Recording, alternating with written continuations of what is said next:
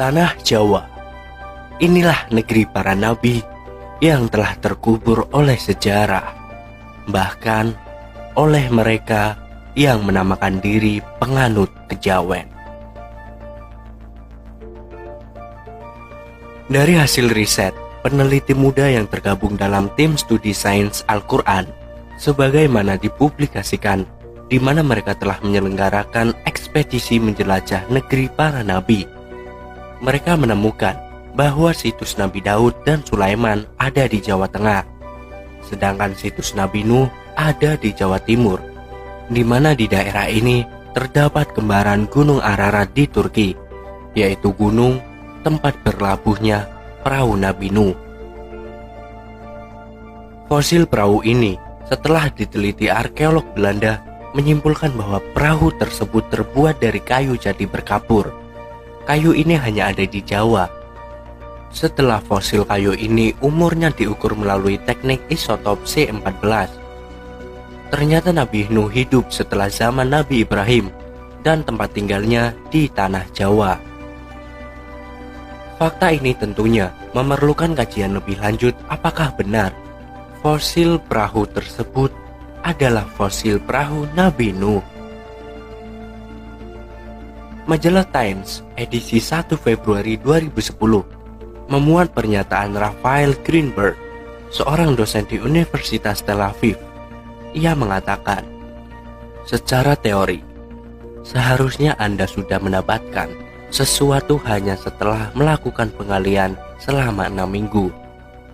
Tapi nyatanya, setelah dilakukan penggalian tanpa henti selama 2 tahun, tidak ada hasil apapun yang memuaskan. Times menyebutkan, dalam 4 tahun terakhir, berbagai organisasi Yahudi ekstrim sudah mengepung kota Yerusalem untuk melakukan penggalian bawah tanah di sekitar bawah Masjid Al-Aqsa.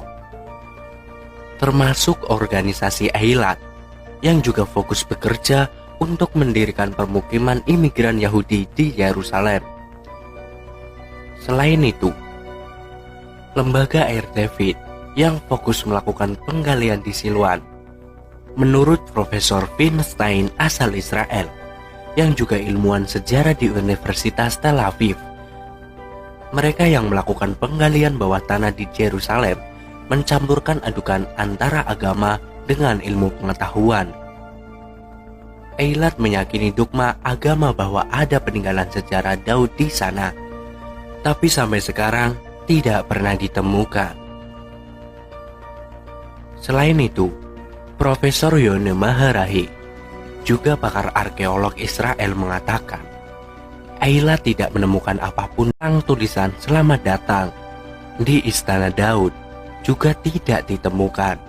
Mereka hanya mendasarkan keyakinan pada teks-teks yang dianggap suci oleh mereka sebagai panduan penggalian.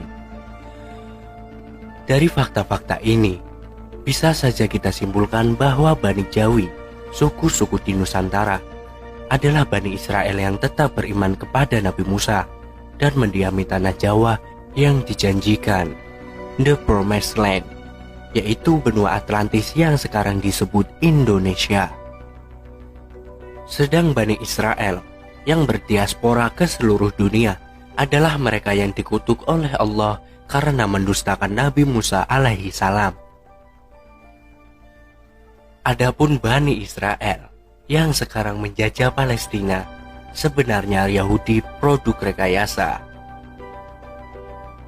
Maksudnya, Bani Israel dari suku ke-13, yaitu suku Gazar, hasil kawin campur Bani Israel yang berdiaspora dengan penduduk lokal dan saat ini posisinya mayoritas.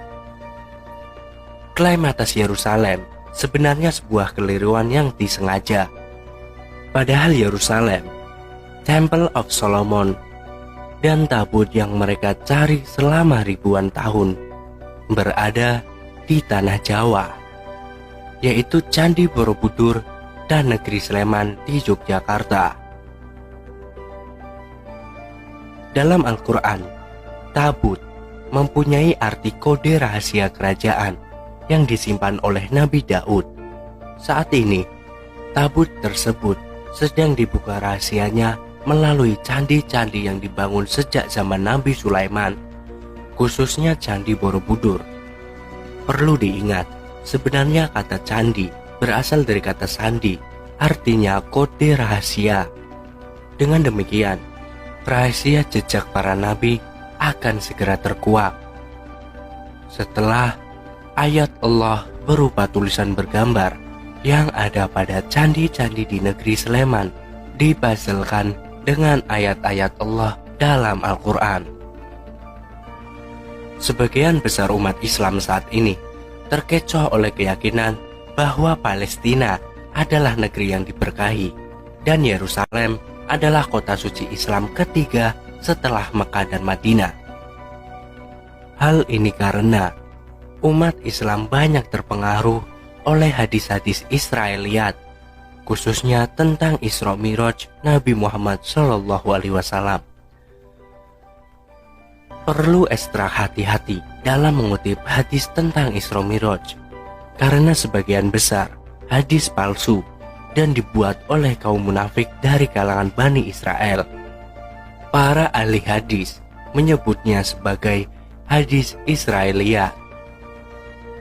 Karena hadis-hadis inilah umat Islam di luar Palestina terseret dalam permusuhan dengan Israel dan menjadikan Yerusalem sebagai kota suci ketiga umat Islam.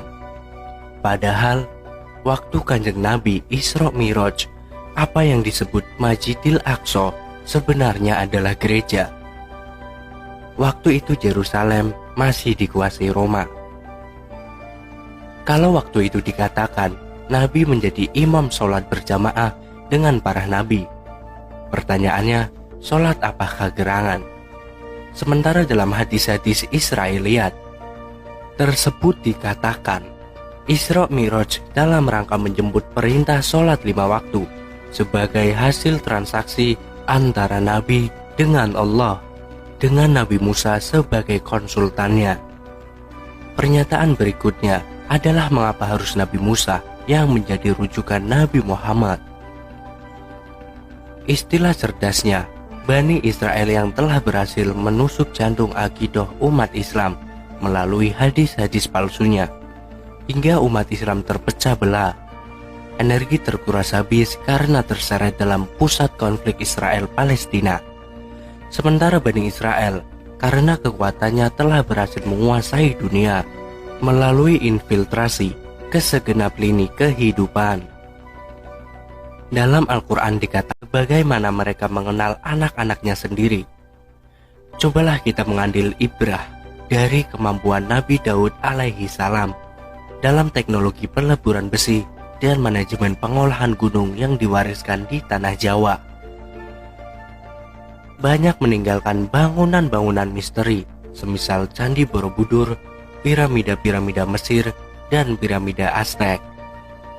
Dalam peradaban ini, para pendirinya adalah 3 sosok yang luar biasa, yaitu Nabi Daud alaihi salam, Nabi Sulaiman alaihi salam, dan Ratu Bilqis yang masing-masing diberi kelebihan oleh Allah.